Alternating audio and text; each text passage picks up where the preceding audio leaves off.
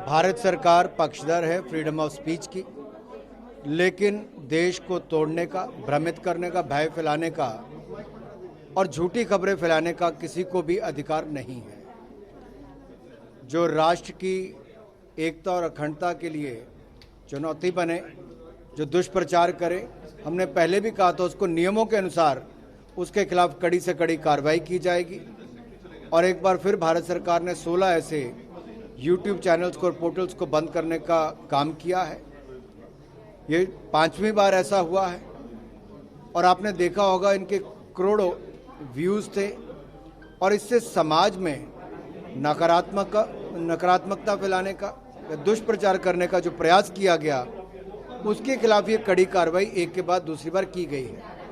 और ये स्पष्ट संदेश उन लोगों के लिए है जो सीमा से पार और सीमा के अंदर, यानी कि देश के बाहर और देश के अंदर इस तरह का दुष्प्रचार, भ्रम, भय और झूठी खबरें फैलाने का काम करते हैं। उनके खिलाफ ये कड़ी कार्रवाई आगे भी होती रहेगी, क्योंकि भारत की सुरक्षा के साथ किसी तरह का कोई समझौता नहीं किया जा सकता और इस दुष्प्रचार को रोकने का आगे भी प्रयास जारी ही रहेंगे। सर, जिस तरीके से इनकी व्यूवरशिप इतनी ज्यादा है, तो क्या मंत्रालय ये सोच रहा है कि जो यूट्यूब चैनल अनाप शनाप तरीके से चल रहा है, इनको कुछ दिशा निर्देशों के दायरे में लाया जाए या इन पर काबू करने के लिए एक स्ट्रैटेजी प्लान की जाए, क्योंकि आपने 5 बार अब तक स्ट्राइक किया है?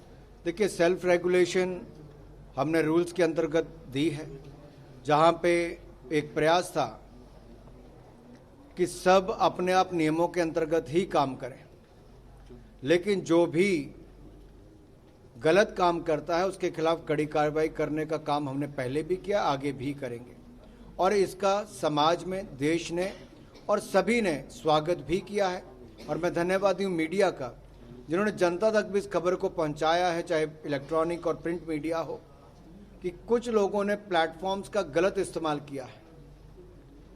हम इसके विरोध में नहीं हैं कि लोगों तक सही खबर पहुंचाने का काम डिजिटल मीडिया के माध्यम से किया जाए, उसका स्वागत है। लेकिन कोई गलत खबर पहुंचाता है तो उसका देश और समाज को तो नुकसान है ही।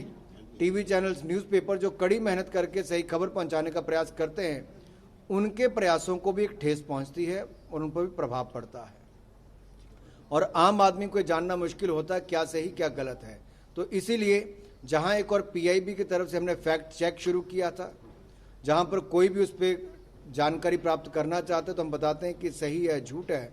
उसी तरह से ही इन गलत और बेफजूल, जो बेमतलब की खबरें या देश के खिलाफ खबरें, उसको जो चलाता है उसको बंद करने का यहाँ पे काम किया गया है। सर, प्रसारण की बात करते हैं, लाउड स्पीकर से भी सर जिस तरह से आवाजें आती है, प्रसारण होता है, उसको लेकर के भी सर आजकल विवाद जो है वो काफी बढ़ गया है। कुछ लोग कह रहे हैं कि इस मस्जिदों से नहीं होनी चाहिए, कुछ हनुमान की बात कर रहे हैं। सर, कैसे देखते हैं इसे?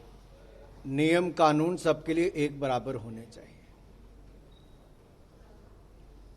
और मैं तो कई बार ये भी सोचता हूं कि आजकल आखिर प्रियंका जी और सोनिया जी देश में है कि नहीं है। राजस्थान में नित्य रोज शर्मनाक घटनाएं घटती हैं। बच्ची, महिलाओं, इनके साथ बलात्कार, अत्याचार की घटनाएं होती हैं, हत्याएं होती हैं, कुएं में फेंक दिया जाता है। कई दिनों, महीनों तक उनके अपराधियों को पकड़ा नहीं जाता है। क्या आखिरकार लंबी छुट्टी पर सोनिया जी, प्रियंका जी चले गई हैं जैसे राहुल जी जाते हैं? क्या इनको राजस्थान में कानून व्यवस्था चरमराती नजर नहीं आती है? मैं आशा करता हूं इसको थोड़ी गंभीरता से लेंगे और सोई हुई राजस्थान की सरकार जागेगी। सर, अनुराग जी, राजस्थान को लेकर ये राजस्थान में अभी जो इंक्रोचमेंट चल रहा था, उस पर इंक्रोचमेंट में आपने कहा कानून सबके लिए होता है, वहां पर इंक्रोचमेंट में एक मुस्लिम दुकान छोड़ के बाकी हिंदुओं की दुकान को इंक्रोचमेंट में तोड़ा जा रहा है। मुझे लगता है ये बड़ा स्पष्ट रहना चाहिए कि कानून, और विशेष तौर पे मैं कह रहा हूं, बड़ी गंभीरता के साथ कह रहा हूं, कानून सबको एक नज़र से देखता है और उसका पालन करने वालों को भी एक नज़र के साथ ही देखना चाहिए। राजस्थान में जो हुआ उस पर बहुत सारे लोगों ने, मीडिया चैनल से लेकर, अखबारों से लेकर सोशल मीडिया तक,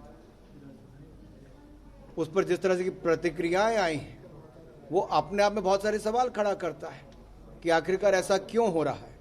और मुझे लगता है ये बच्चियों महिलाओं के साथ जो अत्याचार हुआ उस पर भी और जो बाकी इन निर्णयों पर भी राजस्थान सरकार के सवाल खड़े हो रहे हैं, तो उसका जवाब उनको देना चाहिए।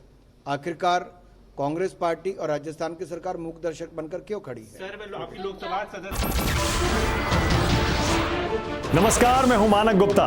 अगर आपको हमारा ये वीडियो पसंद आया हो तो इसे लाइक और शेयर जरूर करें और हां, हमें सब्सक्राइब और फॉलो करना ना भूलें ताकि आप देश और दुनिया की कोई खबर मिस ना करें। तो जुड़े रहिए हमारे साथ और देखते रहिए News 24।